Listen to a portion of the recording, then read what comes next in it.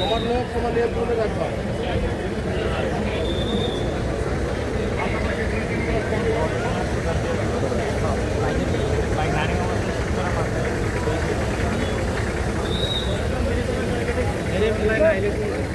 আরে মারার চিন্তা এটা কি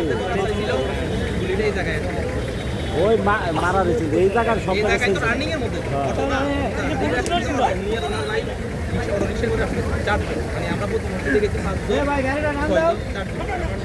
আমরা গেছি হাইকোর্ট মসজিদে গেছি 5 জন, ওনারা গেছে ওইদিকে 4 জন।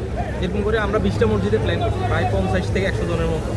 সবাই একসাথে দুটো অফিসের সামনে একত্রিত হয়েছি ওইখানে 11টায়। পরে টুকটাক করে তখন কথাবার্তা বলার সুযোগ হয় নাই। আচ্ছা আমরা সবাই নামাজ পড়ে ফরওয়ার্ড দিতে যাবো, ওইখানে খাওয়া দাওয়ার ব্যবস্থা আছে, আমরা একসাথে এখানে কথাবার্তা বলবো, আড্ডা দিব, খাওয়া দাওয়ার ব্যবস্থা করে যাবো। এর ভিতরে আমরা আমাদের কাজ শেষ করে হাইকোর্ট মসজিদে গেছি, ফরওয়ার্ড দিতে যাবো, ঢুকতেছি এই সময় কল আসতেছে আদিবাসী গুলি করেছে।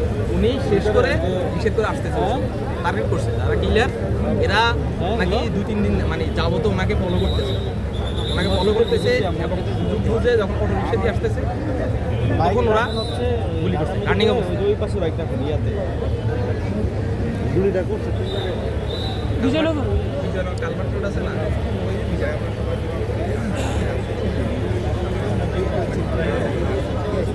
ওদের তো প্ল্যানিং ছিল। তবে একজনের ছবি আছে অ্যাক্সিডেন্ট দেখা, এটা বের হয়ে যাবে এখন আল্লাহ লাগবে। সবাই বলে যায় মোটামুটি আশঙ্কা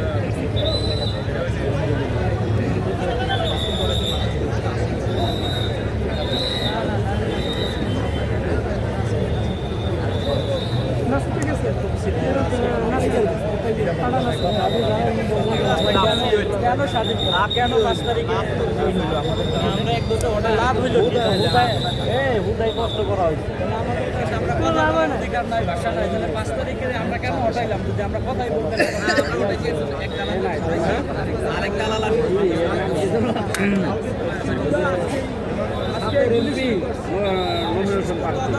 কে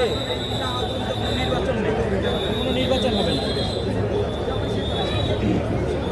ভাই। আমি এখানে আগে ওখানে একবার বড় সাধারণ একটা কর্মীরে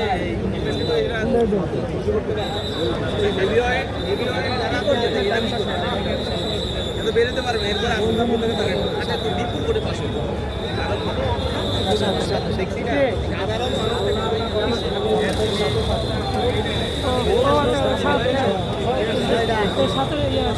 মানুষ